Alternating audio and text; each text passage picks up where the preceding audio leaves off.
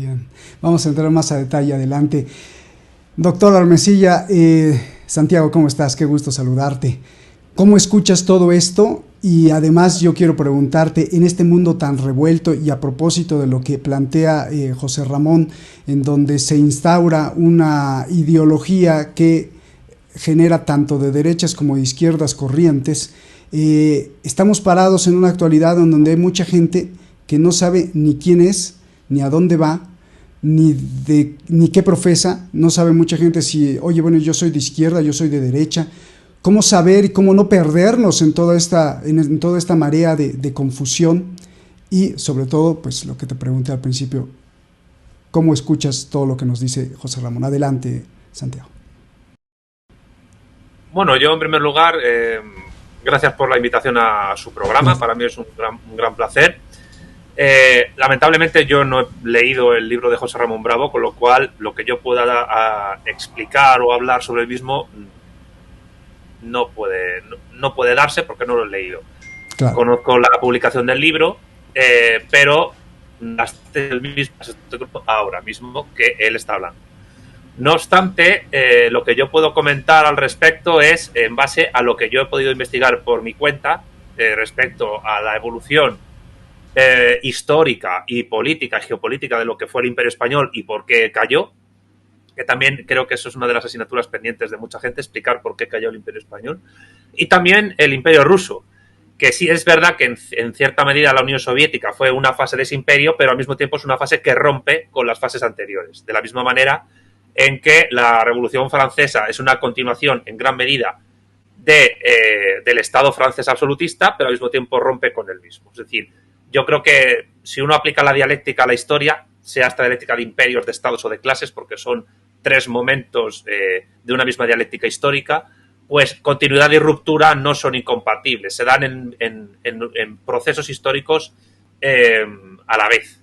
Es decir, en un proceso histórico, en una revolución, en una guerra civil, en una nueva forma de Estado, hay tanto ruptura con lo anterior como continuidad. Y hay también fases intermedias. Y creo que en el caso del Imperio Ruso y la Unión Soviética, e incluso la Rusia de Putin actual, se dan esas continuidades y esas rupturas. La cuestión es que la Rusia de Putin actualmente, digamos que ha podido incorporar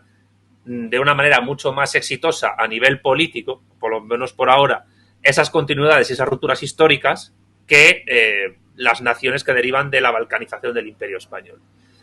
¿Por qué digo esto? Bueno, voy a hablar un poco en ámbito personal, yo estuve hace 11 años en Rusia presentando una ponencia al Instituto de Economía de la Academia de Ciencias de Rusia, en la Universidad de Lomonosov,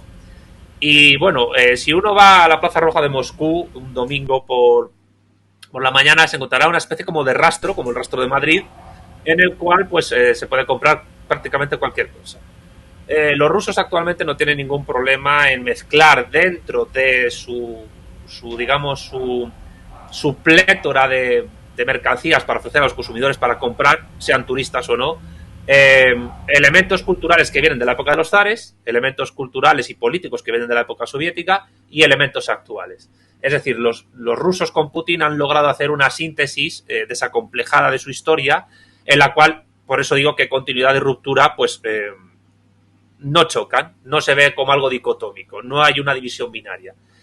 Sin embargo, pues por otro tipo de cuestiones, en las naciones que derivan del Imperio Español y del portugués, que yo creo que habría que unir aquí, aunque chocaron, habría que unir aquí al Imperio Español y al portugués como parte de una misma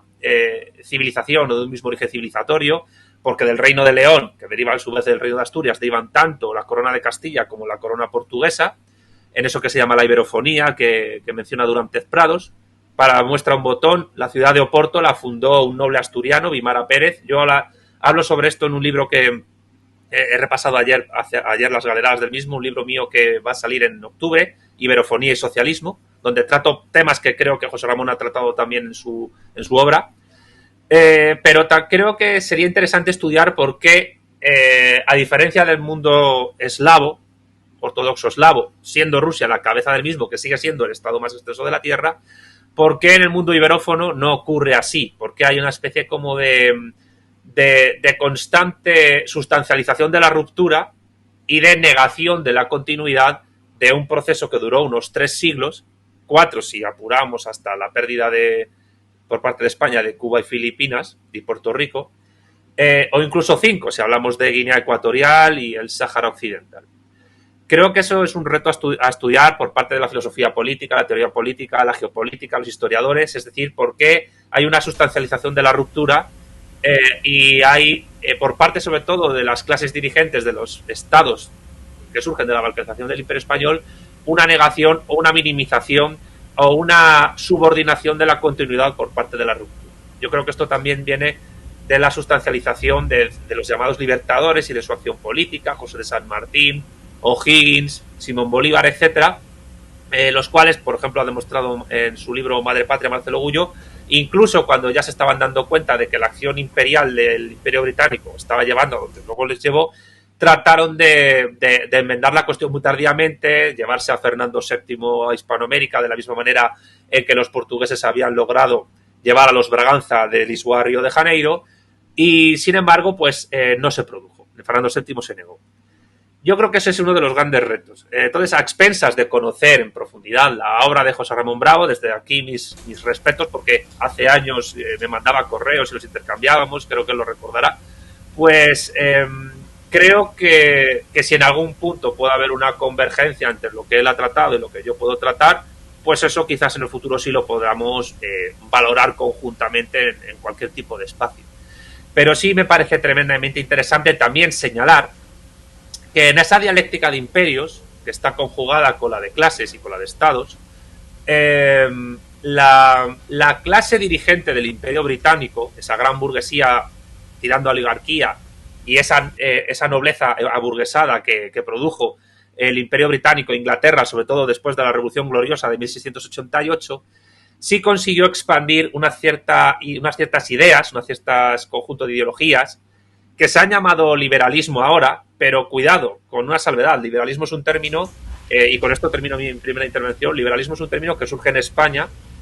y que si es verdad que los liberales españoles tienen influencia de los Whigs anglosajones y de los ilustrados franceses, sin embargo beben sobre todo de las tradiciones propiamente españolas que vienen de la Edad Media, por ejemplo, de las libertades de los fueros de León, de las Cortes de León, castellanas, etcétera, y de la Escuela de Salamanca, por supuesto. Lo que ocurre es que esa tradición Whig anglosajona, a mi juicio, se ha apropiado del término liberal y lo ha asimilado como propio, pero engarzándolo con sus propias tradiciones políticas, religiosas y económicas propias. Y de ahí que incluso pues haya actualmente en el mundo hispanoparlante muchos que se llaman liberales, que realmente son Whigs que si escucharan los discursos políticos de los liberales doceañistas españoles los verían como peligrosos socialistas. Pero bueno, también hay liberales actuales extremos que piensan que Milton Friedman es un socialista, ¿no? Estoy pensando en la escuela austríaca. El liberalismo es un totum revolutum, es muy complejo, hay muchas familias enfrentadas entre sí. En el siglo XIX se mataban entre ellos, hacían golpes de Estado continuamente en muchos países. Y bueno, de todas maneras, si el libro de José Ramón Bravo permite entender un poco los puntos de conexión, pero también de desconexión del mundo hispánico o iberófono y del mundo eslavo ruso, también eso será interesante, porque también hay que decir, y yo me atrevería a decir, que aunque hay elementos de parecido, también hay muchos elementos históricos del mundo de la construcción de lo que es Rusia, de lo que son las Rusias y lo que son las Españas, que no tienen absolutamente nada que ver. Pero bueno, ya José Ramón podrá indicarnos a nivel histórico algunos de esos puntos de conexión y de desconexión. Santiago, pues muchísimas gracias por esta, pues por